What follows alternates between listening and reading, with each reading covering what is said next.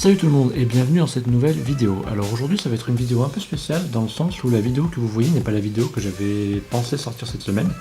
Comme vous avez pu le voir la semaine dernière, je n'ai pas sorti de vidéo pour la simple raison que j'ai eu des problèmes d'ordinateur en ce moment que j'essaie de résoudre. J'ai des problèmes d'espace disque qui empêchent mon logiciel de montage de monter les vidéos que je veux monter, donc c'est un peu chiant.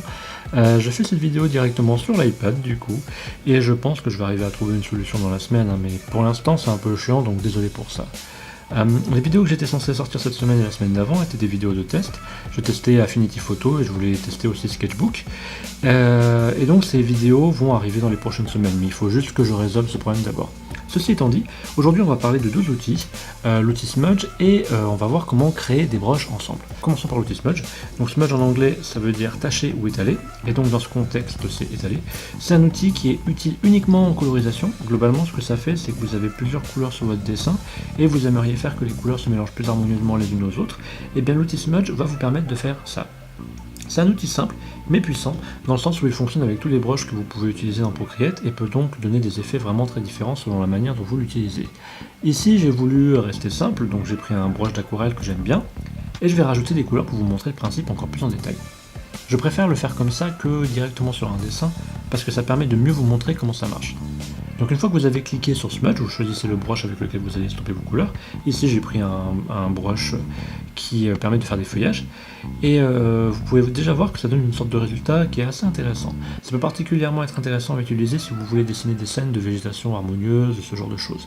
L'intérêt de l'outil Smudge est juste d'harmoniser vos couleurs en les mélangeant plus subtilement afin d'éviter d'avoir des zones où la couleur est très tranchée par rapport aux autres autour.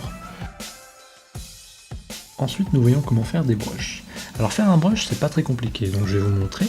Je suis parti d'une photo que j'ai trouvée sur Google, c'est la photo d'un poulpe, et ce que je vais faire, c'est que je vais la détourer avec la sélection automatique.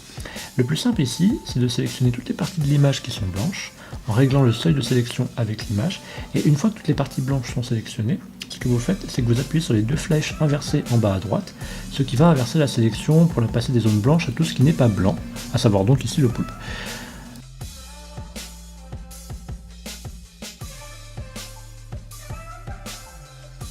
Et ensuite, vous cliquez sur les deux lignes parallèles en bas à gauche de l'écran, comme ça va transposer votre sélection sur un nouveau calque.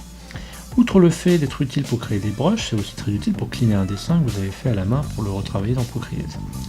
Notre poulpe devient bleuté, ce qui montre que la sélection a réussi.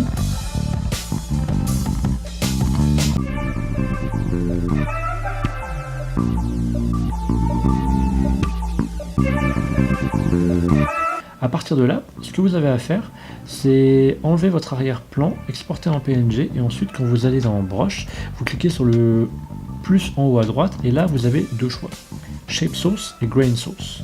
Dans Shape Source, vous allez sélectionner un brush dans la Pro Library qui correspond à ce que vous souhaiteriez faire. Ici, moi j'ai pris le brush d'aquarelle déjà utilisé dans la partie Smudge de cette vidéo.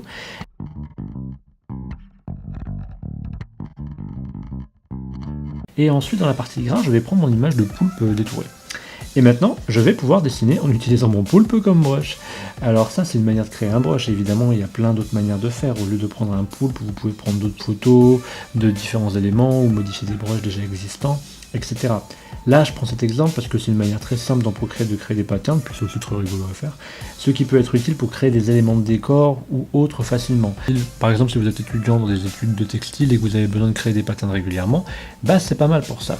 Pareil, si vous faites une illustration, vous avez un élément qui se répète sur un vêtement porté par un de vos personnages, ça peut être très utile de savoir faire ce genre de brush pour pouvoir arriver à faire beaucoup plus simplement tout le design de votre tenue. Je vous encourage d'ailleurs à aller vous amuser dans la section brush et voir tous les mélanges que vous pourriez faire, parce que c'est particulièrement intéressant à faire et ça rendra vos illustrations encore plus uniques. Voilà, cette vidéo est finie, j'espère qu'elle vous a plu. Si c'est le cas, n'hésitez pas à lâcher un pouce bleu et à vous abonner à ma chaîne si ce n'est pas déjà fait. Je fais des vidéos tous les samedis normalement et c'est toujours au niveau du dessin.